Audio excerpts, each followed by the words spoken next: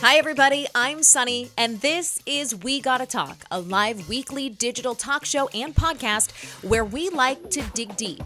Real talk, big topics. Now, let's dig in.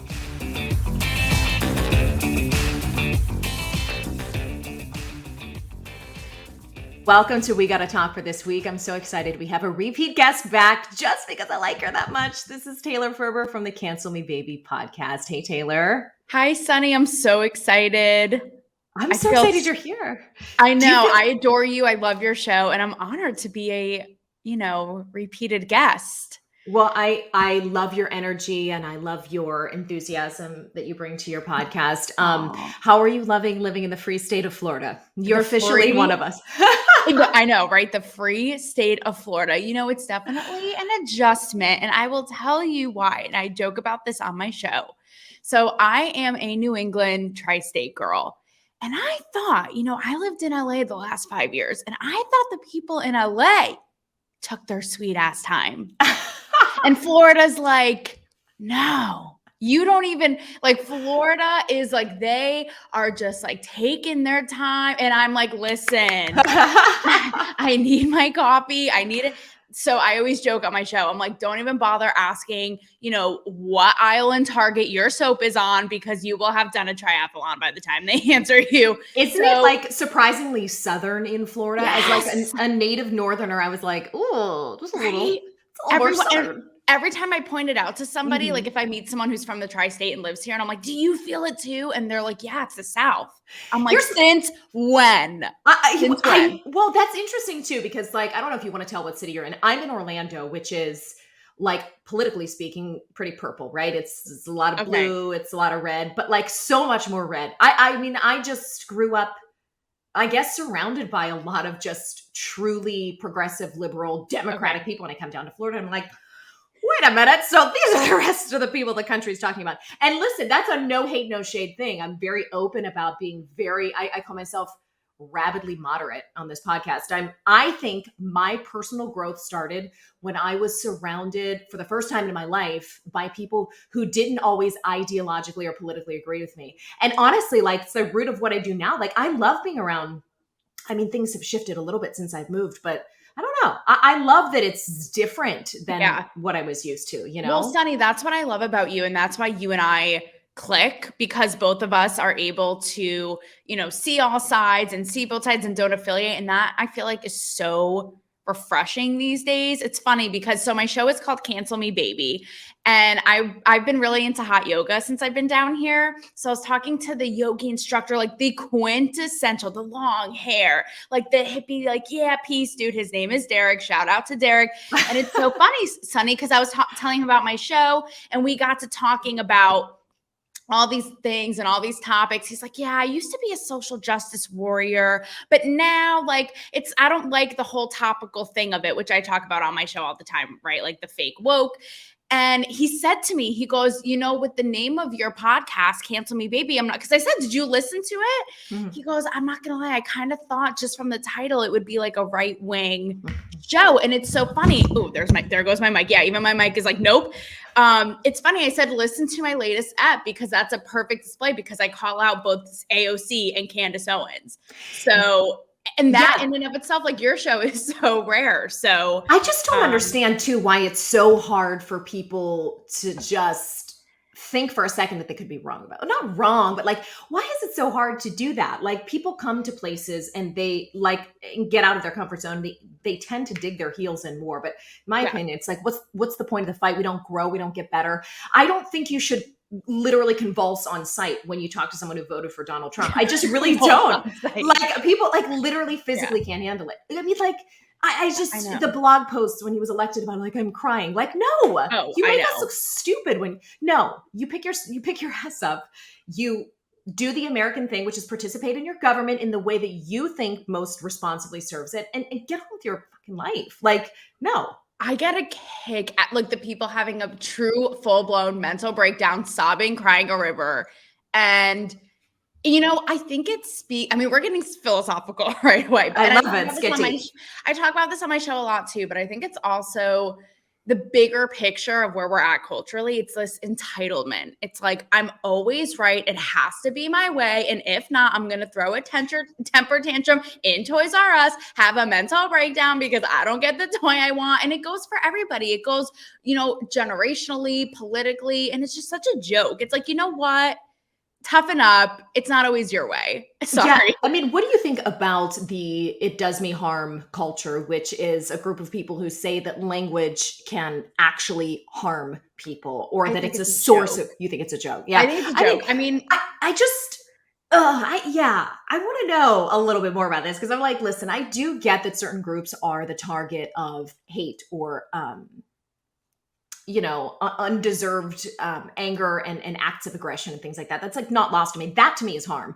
But having a conversation, for example, on one of the hot button topics about the validity of biological sex these days, which is a hotly debated topic of who should be called a woman and who should not be called a woman, and how medical care recognizes biological sexes in their practice of medicine daily. And I mean, that to me is, having that conversation doesn't seem harmful. It seems logical and it seems understandable, so that we can best serve every group. But that's another thing I just don't get, is you're doing me harm by asking a question about it. That's what I don't get. It's insanity. Here's an example. I saw a story about a college student, a man. He texted privately off of campus something to the effect of there are only two sexes, and he was suspended. By his college? Yes. And that is where I think it's getting really problematic, because it's like, really? You can't have an opinion. You can't have a thought.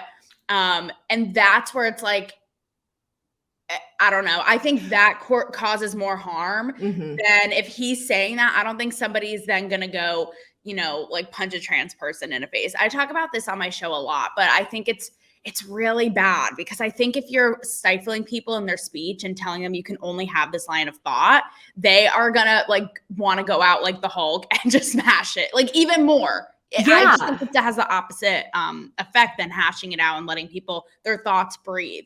Right. And on that topic in particular, it's so nuanced, which is something I know that you and I both really harp on our show, that the truth does lay in the gray space and the details, in the hashing out of deeper topics. But in that topic in particular, there has been for decades this distinction between sex, like you said, the biology of the body, and gender, which is perceived to be more of what's in your mind. What they say, sex is between your legs, gender is between your ears, right? Yes. So to me, punishing somebody for making that distinction when it comes to biological sex only is even more problematic, because I don't know. I feel like that's what science has taught us for years. And we see that in the J.K. Rowling.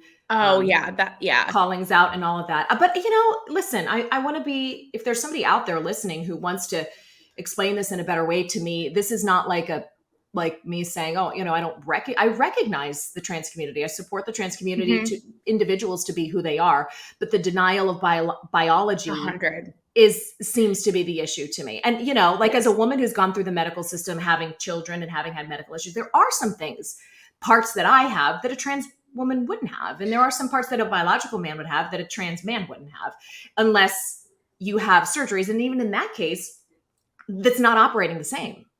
Yeah, I'm very vocal about this too. So and I'm very passionate about, women's, rights, and how hard, like, I'm not ignorant to the fact that we have worked so hard, and we stand on the shoulders of all the women who paved the way for us, whether it be, there's a million ways. I don't have to go through them. Your audience is smart, tip top. We know.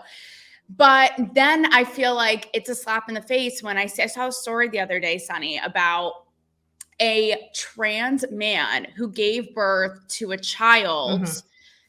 And so biological woman, trans man. And I guess this person was, man from the waist up essentially, and still had their female was presenting male in his characteristics, right? 100, like had a beard, a male partner, the whole thing. And, after I saw, the photo of him, like, holding the baby on their chest after giving birth and the whole thing. And that to me is where, this might be controversial to say, but it's like, I just saw it and I thought, first of all, I'm going to acknowledge and respect you as a man, because I will respect somebody for, what they choose. Right. But then I'm also like, you picked this life. Like, you want your cake and eat it too. You want your cake and eat it too. You want it all ways. It's like, you picked that. Right. And there was some issue, right? He didn't want to be called a mother. Wasn't that the issue? Was that he was like, being addressed in the hospital and in that medical surroundings as mom. And he was like, listen, I'm not mom. I'm clearly not mom. Wasn't that like kind of what he was pissed about? That was the cherry on top. That to me was almost like irrelevant. Like, to me, it was the main thing of like seeing it. And again, this isn't being intolerant, but it's like, okay, at what point, I talk about it with sports too. It's like, at what point do we just wash away and make irrelevant everything that biological women have fought for? It's kind of like the J.K. Rowling thing. Like, look, I respect you and what you want to do with your life, but at what point we're blurring the lines so much that it's almost making everything women have fought for irrelevant? Like, I'm sorry. And I haven't even given birth. Sonni, you have given birth. Yeah, I can't wait to. But I know for me, even as someone who wants to and hasn't yet, I'm like, hold on a second, hold my earrings. Like, men, you want to take this too? You want to take this too? I'm sorry. Get in line. Yeah, I mean, listen, and this is obviously said with a joking tone, but I said this to you when we were discussing this separately. I'm like, if you want to take the swollen vagina and the raging hormones and the inability to like even touch your nipples for like 4 months postpartum without screaming in pain, like, have it, I mean, I sympathize with people who feel that their outside doesn't match their inside. I sympathize with the trans community. I understand that that's real. I believe that.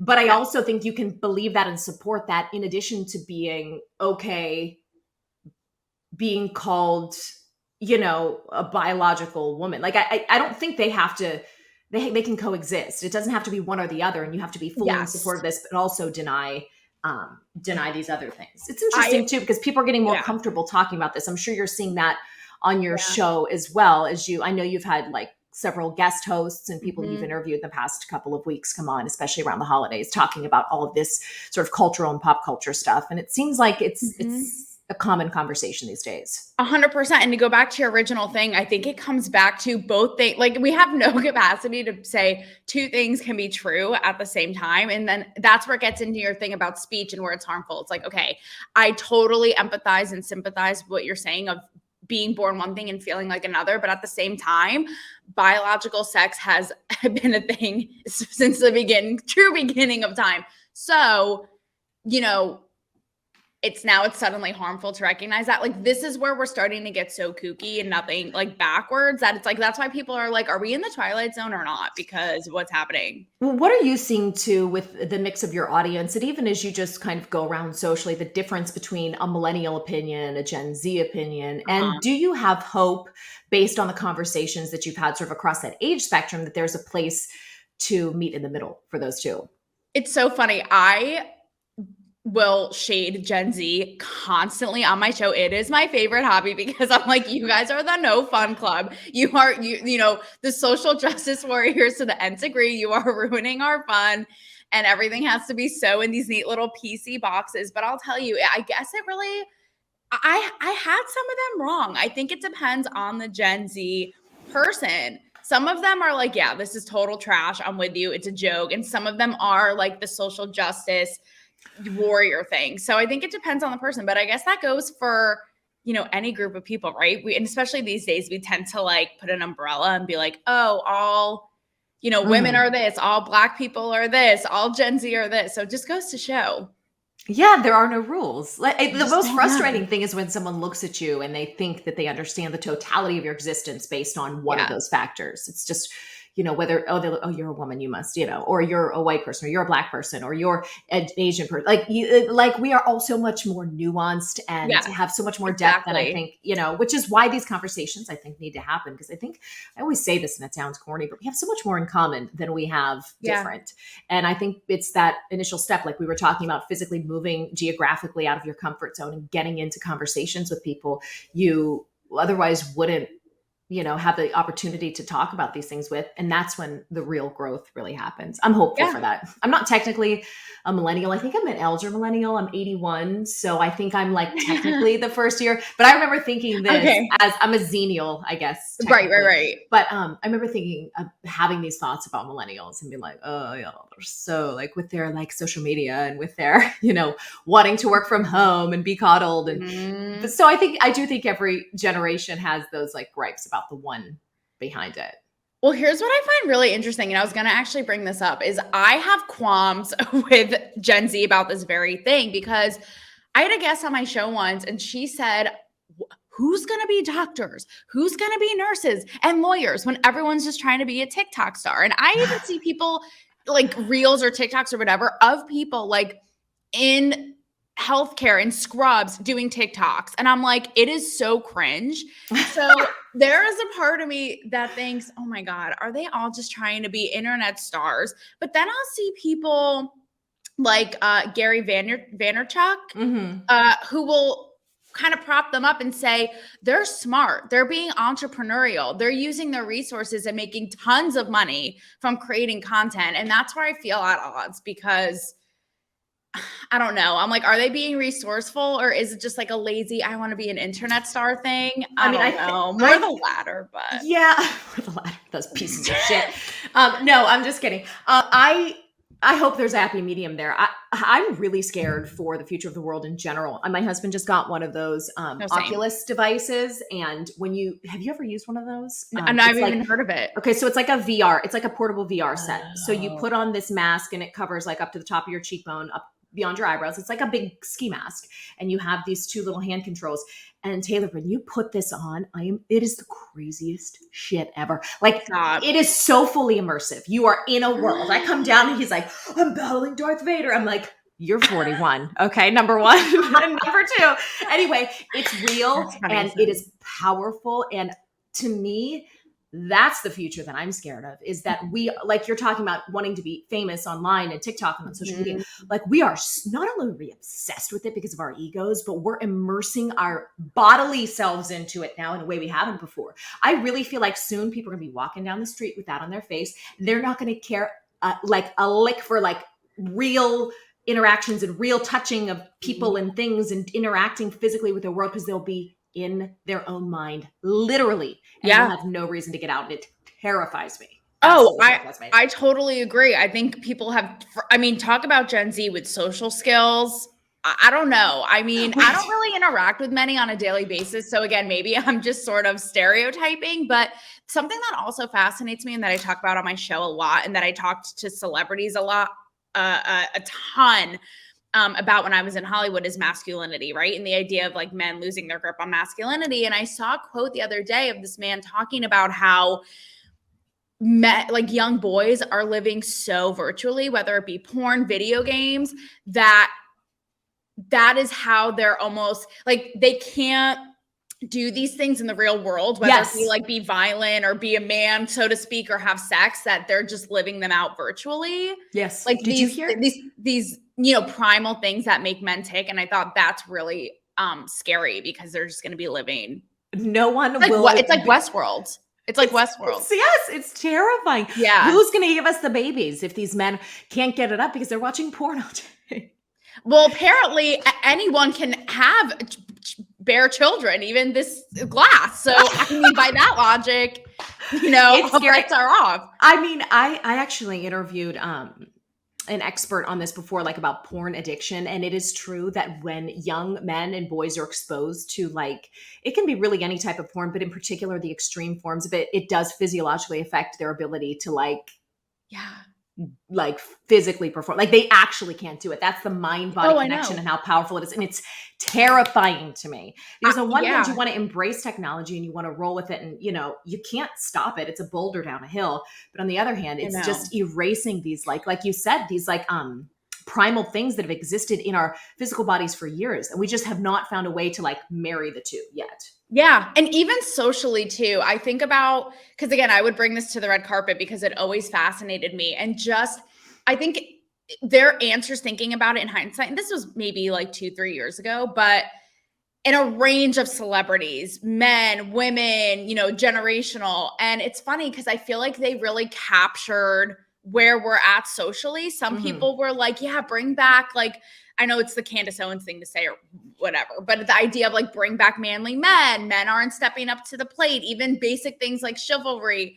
And then others, Leah Thompson and her daughter were like, no, I don't care. Like, I'm happy to have him play, cook dinner and I'll fix the light bulb or whatever. So I think it's funny because everyone's just all over the map and kind of like confused, I like Justin Hartley's answer to that when you asked him. He said something about like, let's send men away and teach them how to care for women. I was like, ding, ding, ding, ding, ding. You know what, Sonni? I loved it. Talking about speech, right? And when you can and can't say biological sex, this and that.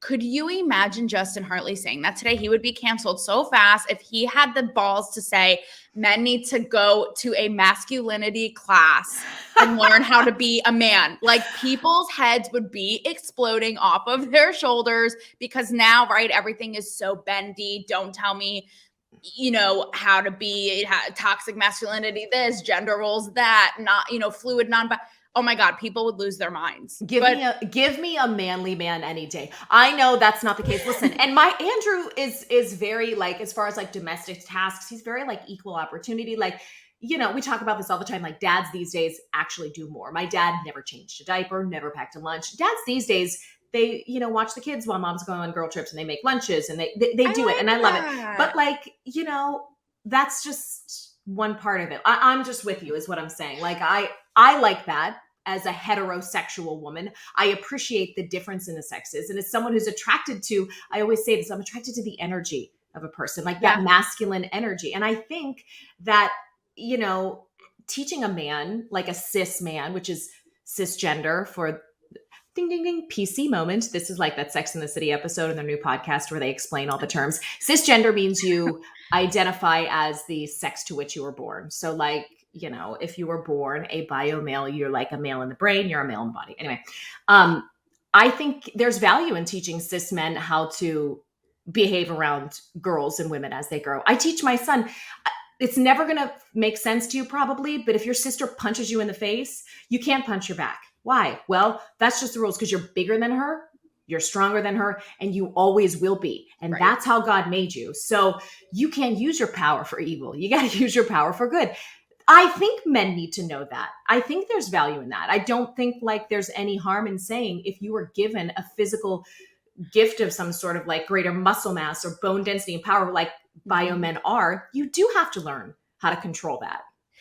I couldn't agree more. And my issue is where it starts to become problematic is, you're saying, there are certain things. And I, as a hetero woman, like a man like this. But my issue, and I talk about this in my show all the time, is why do we, in the name of being like inclusive or whatever, have to erase all that, right? So like I always say I'm like the biggest yay rah rah feminist that you'll ever meet.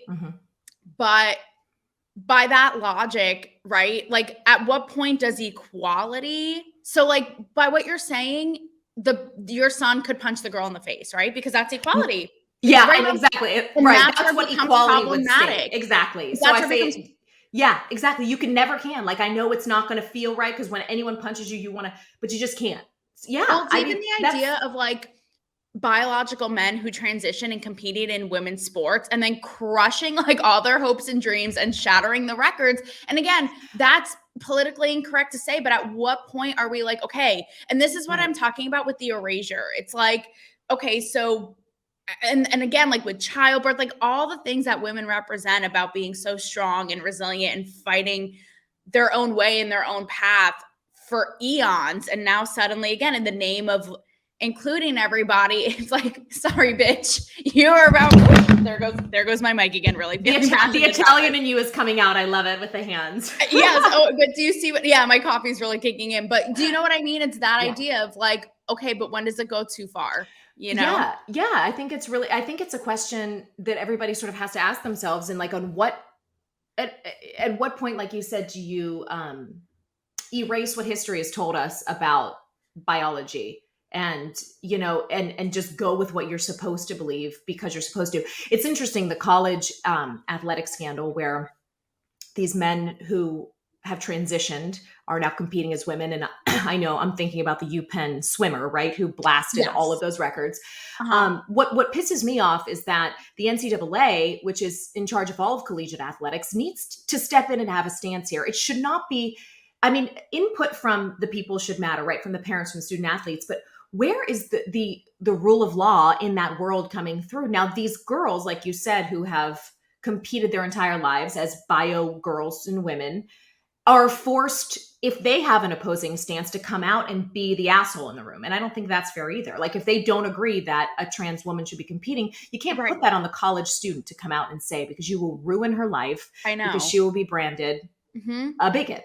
So Mm-hmm. that makes me so mad. And the systems haven't caught up to reality. So I do wish someone in charge would say, here's what we're going to do, or address it in some way. It's just such a wussy way of dealing with it, to like I push agree. it back down. You push it back down the chain of command. No, say something about it. Yeah, I know. You're right. It's a really shitty position to be putting college women in, you know. Again, women bearing the brunt, Taylor. Like, why do we gotta be the ones, you know? Yes, this is what I'm talking about. Yes, again. Yet again. I wanted to ask you this, Sonni, quickly. I heard you make a comment, and it was something like, as a hetero woman, I like men that are masculine. I know that's not the politically correct thing to say. Why do you think that isn't, Candace Owens, for example, she gets blasted for this. Why do you think it is politically incorrect to say that? I mean, I think when Candace Owens, and in particular, I'm thinking of how she tweeted about Harry Styles having a very gender fluid style. I think when she comes at it, she says, well, I think this, so everybody else has to think. I think that's the problem in that way of thinking. Yeah, she's very abrasive. Yeah. And she's like,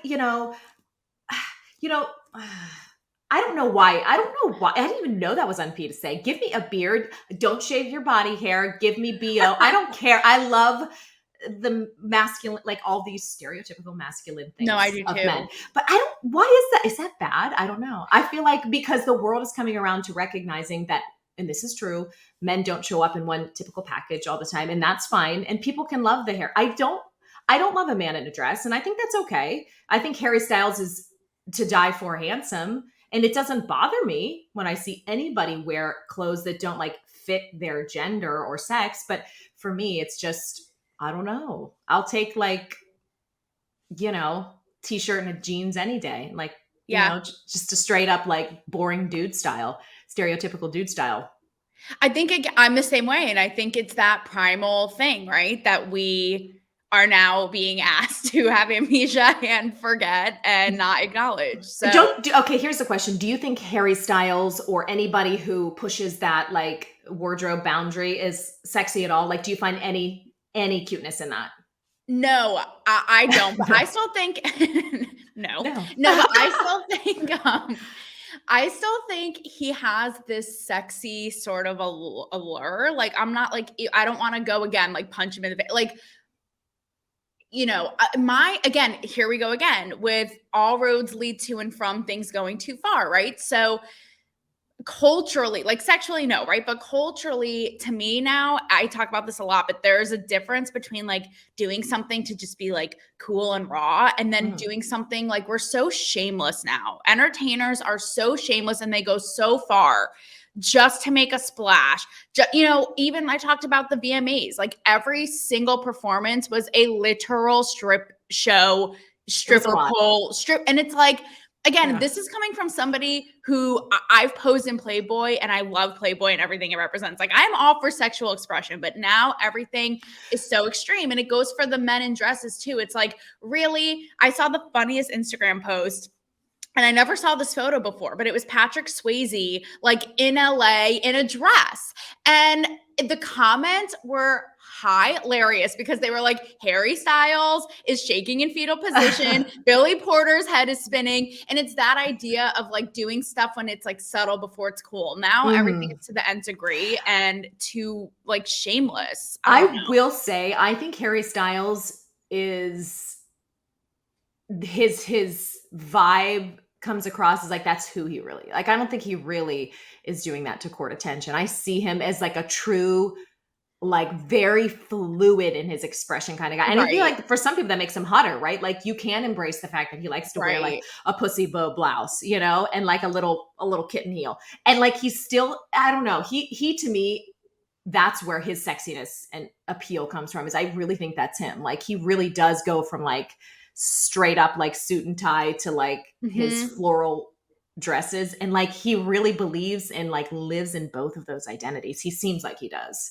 And it's that confidence. And I remember when the Vogue thing came out, that makes him so sexy. And when the Vogue thing came out and people were losing their minds, I remember a quote from his mom saying he always was like this. Like even as a little boy, he would play in dresses and that whole thing. So, you know, I respect it from that end, but it's like the ripple effect of everyone trying to like outdo everybody. Somebody else, I forget, there was another male entertainer recently I can't remember, but now it's like, is it the Olympics of everybody just trying to outshock and outdo and outwow everybody? You know? So was the Patrick Swayze photo like a paparazzi photo, and it was like not intended for public consumption? Or No. Okay. It was like a very stylized, I think it was like black and white. And again, it's like, because I heard you talking about it on your podcast. Yeah.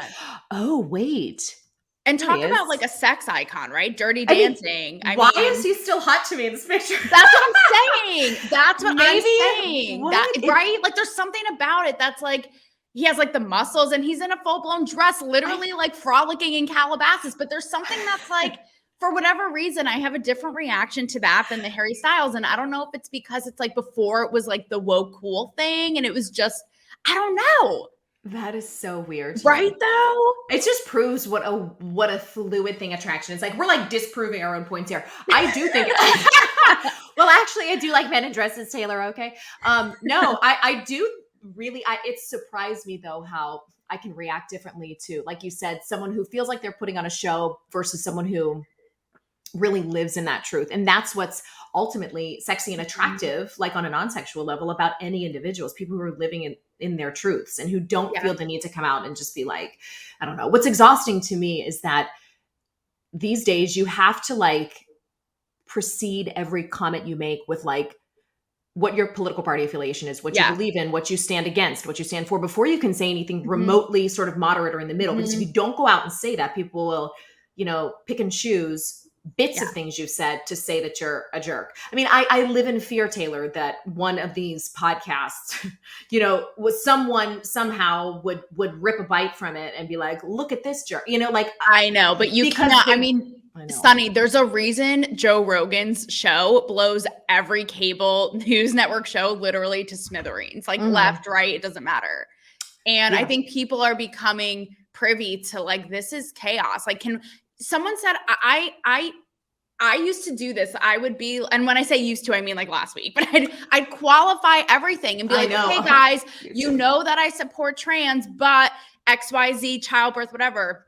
And my mentor said to me, stop qualifying everything. People are sick of it. Stop qualifying and just say it, you know, just say it. And I think people are really becoming privy to that. I had a stranger write a review on my show, not to toot my own horn, but it goes into this very thing, because I'll have that fear too. That's why I felt like I always had to qualify everything. And they said every time I listen to one of Taylor's shows, it's like I get a piece of my sanity back, because I think people, it's all so insane. People kind of want that reality, like, you know. I think we've talked about this before too, our mutual love for Barry Weiss, the former New York Times reporter who now has her own Substack podcast, whatever. Common Sense is her, it's the name of her, right. Right. And she, to speak to that momentum that you were just referencing, I mean, the traction of that podcast and that angle of viewing politics and culture and life has just exploded lately, because there has been such a lack of common sense. And it really infuriates me. Yeah, it's so shocking that something as basic as common sense would be revolutionary these days. I mean, everybody is looking for an angle of persecution. Everybody's looking for an angle of complaining. We're looking for our differences. Like, I do think if we just stopped and just paused for a minute, like put down the flag you're waving for a second and just have a conversation. It's like Queer Eye. They did this guy in Texas. They gave him a makeover. He was like a cattle rancher in Austin. And, you know, at first in the episode, he's like, I have never seen. He called them so many of you, referencing gay men. I was like, oh God. In one place, I was like, oh my God, the fuck? Don't say that. But by the end of the episode, I mean, they had occasion to have deep conversations. They had occasion to ask each other about why they are who they are. And, you know, it's like one quick, neatly packaged way of showing that when you do take the time to engage with people, you learn more and you're less of an asshole at the end of the day. It doesn't really take much, you know? No, exactly. Exactly. Yeah. I want to ask you this. You did a little bit of a look ahead to 2022, things you expect in pop culture, things you expect to see, trends, things happen. Give us a quick download of that episode for anybody who hasn't listened to that episode of your show just yet, what you think is ahead this year. Absolutely. Yes. So for my 2021 end of year kind of 3-part fun roundup, I took the first 2 episodes and I looked at celebrity interviews I'd done with topics kind of ahead of their time that have become so explosive now, and watching how that's played out from everything from like the trans, the masculinity, women, all this.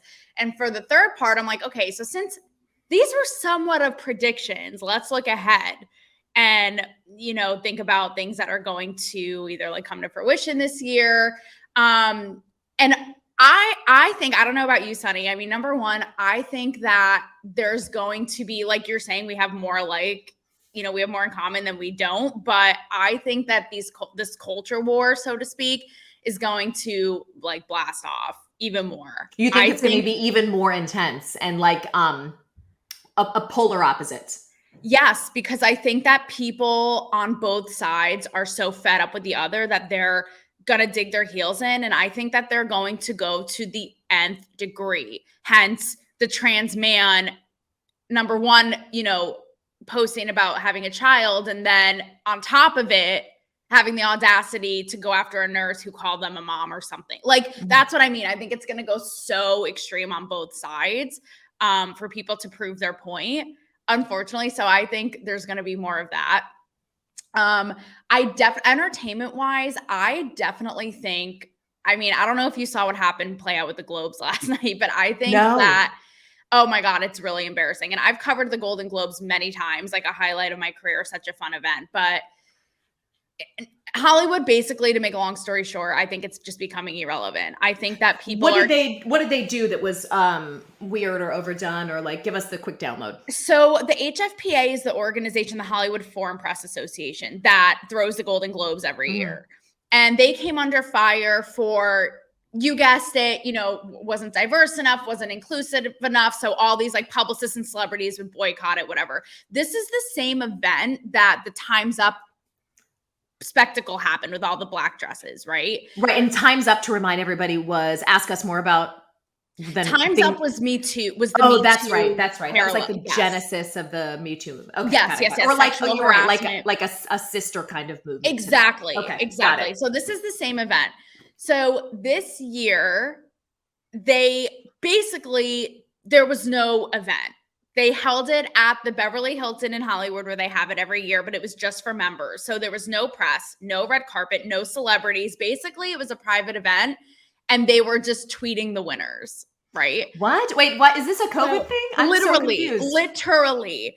I don't know if it's, I mean, they're saying it's because I guess NBC pays them like $30 million or something to be able to air it every year, because of the whole, allegedly because of the whole diversity inclusion thing they pulled out. So it wasn't. So there was no stream. There's literally no nothing. There's no video proof that this event happened. It's literally an intern like tweeting out, and the winner of that is insane. Literally. And I think that this is so indicative of so many. Number one, you know, again, who cares? People don't care. And this is coming from me, I have an extensive background in, you know, entertainment journalism and red carpet reporting. People don't care. Number one, that we're exhausted. We have had a loss. We've had a loss of loved ones, of jobs, of businesses, homes, like you name it. You know, we've been isolated. Our mental health is shot. Do we really want to see these people masquerading around in gowns, having caviar and champagne in the time of their lives? no one cares, right? And there's no right way to do it, because I remember, what was the last, I'm so not an award show person. It literally makes me gag to watch, but there was one, and then they said they were following all these COVID protocols, and everybody got pissed because they're like, they took their masks down to eat, and It's a joke. It yeah. was oh God, was it the Grammys? Because I can picture It was like in that head. like small theater. It might have been. It was in this like gorgeous, like kind of smaller venue, like a theater space. Anyway, it was one of those last year. And yeah, they're probably like, listen, no matter what we do, people are going to think we're not following protocol, or we're not. So we're just not going to do it. I mean, to which I say, thanks for the memories. I mean, No, I don't exactly. know, but I know there's a whole industry that, that thrives off of the existence of those events. So I don't want to like put it callously, but I mean, it's just a joke. It also, I talk about this on my show, but it's also a perfect example of Hollywood amnesia. It's like 5 seconds ago, you guys were loving the Golden Globes, and you already were shameless going down this path in the height of COVID, showing off your gowns and being that. So clearly you didn't care. Now, because it's like the trendy thing to boycott it, you guys are like nowhere to be seen. You know what I mean? It's just such a joke. It's like, it was the big spectacle with Me Too.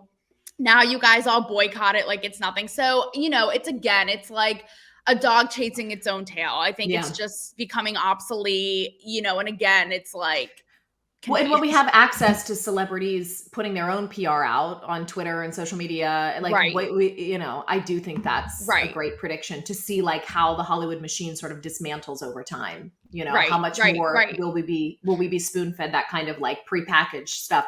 What are your personal resolutions for 2022, or things you want to do? Besides become a true Floridian. Yeah, exactly. I will say the one thing that is, I feel like I kind of shaded Florida and how slow the people are here. You can shade Florida. Listen, we're used to it. And as a transplant, I mean, who cares? There's so much like, justifiable anger toward Florida. I feel like we all have a sense of humor about it now. Well, those memes that are, the most obscure thing will happen, and it cracks me up because it'll be like, man fights off alligator in a, while wearing a tutu, like the most obscure things. And I love the memes that are like, where did you think this happened and why did you pick Florida? Like only in Florida. So now it hits a certain way being here. I'm like, oh, great. But I will say it feels really good to be in a place with so much life and energy, and like the world is still spinning here, and that feels really good. Amazing. And to go back to your point about like it's diverse in Florida. It's diverse in culture. It's diverse in language. It's diverse in, as we said at the beginning of the show, in political opinion. Like I love it. I love when things aren't the same. Like bring it on. Yeah, I agree. I agree it's completely. Great here. It's funny because in LA, even being back up in New England for a little bit during the pandemic, all of the, the Biden and Biden Harris and all this, and now you're down here and it's like, let's go Brandon rallies on the side of the street. This feels rude. Like every day I'm like behind a guy with like a, the little boy peeing on the Biden Harris thing. And like, I voted for Biden. So like, I'm like not personally offended by it at all. And I'm like, oh my God, every day I'm like, Sonni, this is like, but this, I love it. I love it. I don't have to agree with you politically to like you. It's not a prerequisite for me. I don't want to live in an echo chamber, and I don't want to be around people that just tell me I'm right all day, because that means I'm going to be boring and stop growing. And I agree. Yeah, I agree. Completely. I want us to all be different, and it's boring. I don't want everybody to be the same. So no, I agree. And in terms of resolutions of my show, I just really want to kind of what we were talking about earlier. I think that there's a thirst for it, a thirst for people to stop being so polite and to say what's really on their mind. So I'm really focused on taking it to the next level, taking it to a bigger audience, because I think that people are sort of, I've been like, where is everybody? And still, I think I'm like, I don't know if people are ready for it.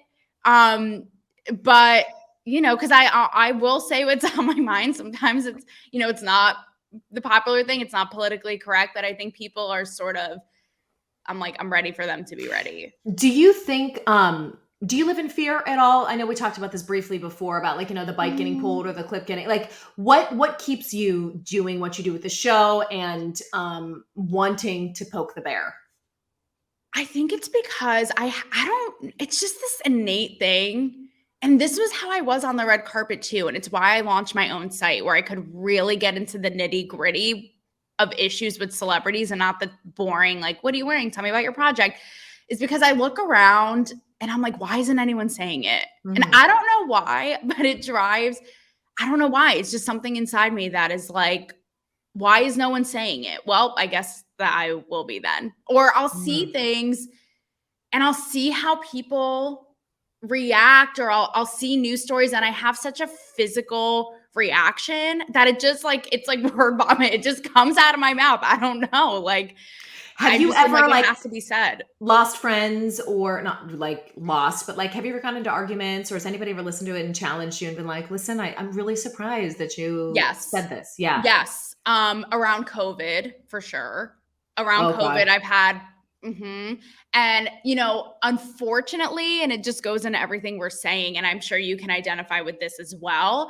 I feel like more so than personal friends or family, I feel like people have fallen by the wayside professionally, which is unfortunate. And I guess it's not surprising because I always contributed to these mainstream woke, so to speak, outlets, Bustle, Refinery 29, it go VH1, Hollywood Reporter. So I feel like in that regard, people have sort of kind of like distanced themselves, and that sucks. That does suck. I mean, again, I don't get it, but it's not like you're, to me, saying anything that incendiary or inflammatory, but it goes back to what Right. you were saying about the need to draw the line in the sand and prove to people where you are every moment of every day, and this is where I stand, and I would never ever do this, and I would, it's just Right. it's compulsive in a lot of ways, and Yeah. it prevents a lot of Yeah. growth, I think, And the thing is, when I think about it, it's like I'm on your side. Like I want all Yeah, the things you want, right. people being represented, people being celebrated,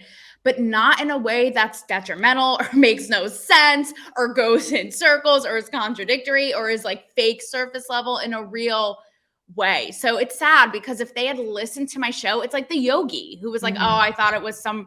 Oh, there goes my mic again, doing a back handspring. It's like the yogi who was like, "Oh, at the surface of the name of your show, I thought it was this." And it's sad because it's like if you actually gave the time to, if you actually listen to it, I always tie every episode in the end with some sort of bow about, a message of where we've been, where we're going, what it all means. So it's too bad, but Yeah. Well, I they're hopefully this is, lost. hopefully we'll get through 2022. If your predictions are correct, we'll, blow each other up a little bit, and then by the end of the year, maybe next year, we'll be ready to all be friends again and people can listen. I think, yes, I think too. And like entertainment wise, I said this in my episode too, but I think we're going to see like extremes play out in entertainment. I think we're going to see people be like, I'm so over this politically correct shit. I'm going to go balls to the wall and I don't care what you think. And I Right. also think we're going to see the wokest wokey woke thing you've ever seen. That's like who came up with this concept. So Right. Yeah. And what scares me too, as someone who's genuinely progressive, especially socially, is that the exhaustion of woke culture is actually going to be detrimental to the human rights things that we all believe in. Like, you're going to get to a point where I don't want to use the crying wolf analogy because it's not completely accurate, but the oversaturation of this, of the dialogue and the talking points and the forcing of cancellations and the taking away of people's jobs, or the not, in your case, accepting a contributing piece by somebody because she hasn't said, like, yeah, it's just, you're going to do more damage to the causes that you want to promote, because it gives 100. Fox, Tucker Carlson, that headline every day, because it sounds ridiculous. And the more, it worries me, because I think at the end of the day, we all want to see a sense of unification and coming together and finding that middle ground. But the more bait we give to the extremes, the more likely that's not going to happen. I mean, this says everything, Sonni. The fact that, in my experience, right, I feel like people who have had it with the cancel culture or woke, the stereotype is that it's like conservatives hating it and weaponizing it and complaining. But isn't it funny that I find, besides them, the people who have the most issues with it, like you're saying, are true hardcore progressives and minorities that these Mhm. so-called causes are like trying so hard to support. Like I have Mhm. so many people of color, like all these people who listen to my show and they're like, "Thank you, I'm over the woke thing," because they're like, this isn't helping us. This is so silly and it's garbage. So what does that really say? That these are the people who are over it, Yeah, the people that these movements are purporting to help the most. It's Yes, really interesting. Well, exactly. here's to hoping for better things. The astrologer on our show did say this year that this is going to be the year that whatever we planted last year will bear fruit. So what you're saying kind of seems even astrologically in line, that people who put their seeds in the dirt last year will begin to see the sproutings of their beliefs. So that could be good and that could be bad. But everything you said, everything you predicted is in line with what our girl said. So hopefully we'll use our powers for good in this case. Oh, I am excited. I follow a lot, and a lot of spiritual experts like follow me and vice versa. And a lot of them have said that too. So it means a lot of good content for your show in 2022. Oh my gosh. You too. I'm scared. I live in fear. Okay, Taylor, your show, remind everybody of your show and where we can find it and all that good stuff again. Yeah, so my show is called Cancel Me Baby, and as proven today, it's just refreshing. It's not in the box of left or right or polite, or we can't say this, we can't say this. It's just like what is on our minds, and it is going for it, going rogue. So you find me at Talk to Me Taylor across the board, Instagram, everything, and then my show is Cancel Me Baby. You can watch it for a visual experience. Listen, you should watch too because she's super hot. Thank you. Oh, I'm blushing. If you're only listening to the podcast and not seeing this, we accidentally dressed like twins today in black tank tops. So yes, it's a nice visual. We just are we're like the emoji, the little playing up to our strengths, playing up to our feminine strengths. Right, I'm completely vapid inside. It's all about the looks. No, exactly. Listen, I say it on my show all the time. I'm like, you should be listening because I play up to my strengths. My cleavage is out and it's popping. So you are welcome. Great boobs, and listen, girl, this is the year. They're amazing. Wait till you have kids. They're going to be even better. They'll get nice and big. I mean, it'll be great. This is the year. Yeah, it's amazing. As someone who never had boobs before, I was like, what is happening here? Can I say too, I'm excited for many reasons, but I've also noticed, women and entertainers, and granted they have help, but I feel like women get so much hotter after having kids. I'm like, what is, you know what it is? It's like we said about Harry Styles. It's like the attitude. It is the don't give a fuck behind it. Like anytime that I feel like pissed off or I'm doing something to work out, I'm like, I had a fucking baby. I squeezed someone. Like, I got this. Like, I don't care.